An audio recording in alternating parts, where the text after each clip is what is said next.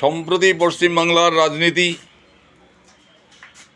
মানুষের দুর্বিষহ যন্ত্রণা তৈরি করছে। কে কার বিরুদ্ধে, কে কার পক্ষে কেউ জানে না। কার স্বার্থে কে কথা বলছেন, রাজ্যের প্রকৃতপক্ষে যে দুরবস্থা বন্ধাকরণ, তার বিরুদ্ধে কেউ কোনো কথা না বলে শুধু এসআইআর আর ভোট এই নিয়ে একজন আর একজনের ঘাড়ে দোষ চাপাচ্ছেন। কেউ বলছেন এটা বিজেপিরে করাচ্ছে, কিন্তু এই আসল সত্যি কথাটা কেউ বলছেন না যে নির্বাচন কমিশন একটা স্বাধীন পদ, সে কোনো সরকার কোনো দলের অধীনতা স্বীকার করে না। এই যে অপপ্রচার করে অজ্ঞতা অক্ষমতার কারণে বেশি বেশি ভোটারকে হিয়ারিংয়ে পাঠিয়ে এবং তার পাশে দাঁড়িয়ে এই ভোট কাটার জন্য বিজেপির এসব করছেন, এইসব বলছেন, এটা কি সুস্থ স্বাভাবিক রাজনীতির কথা?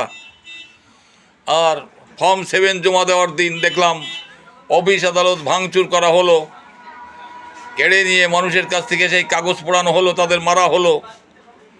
এ কোন গণতান্ত্রিক নিয়ম?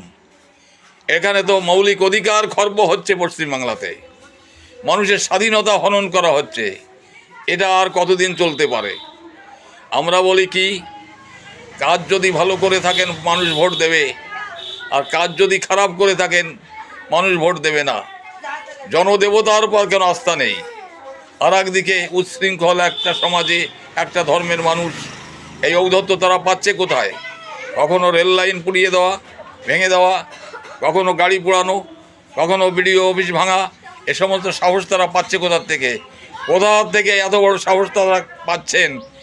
বাংলার মানুষ কিন্তু সেটা নিরীক্ষা করছেন এবং খুঁজছেন এর পেছনে কাদের মদত আছে, এটাও মাথায় রাখবেন।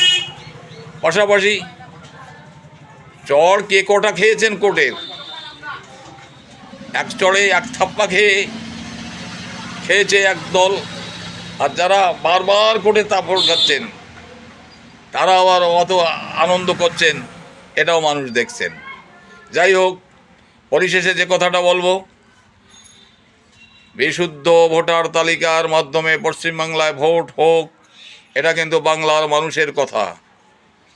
যে যেভাবেই অপপ্রচার করুন না কেন, রাজনৈতিক মিথ্যা প্রচার করুন না কেন, সব কিছুর দায়িত্ব কিন্তু একটা সময় জনগণের পরই আসবে, যারা ভোটার তাদের পর আসবে, সে বিশ্বাসটা রাখতে হবে। নমস্কার।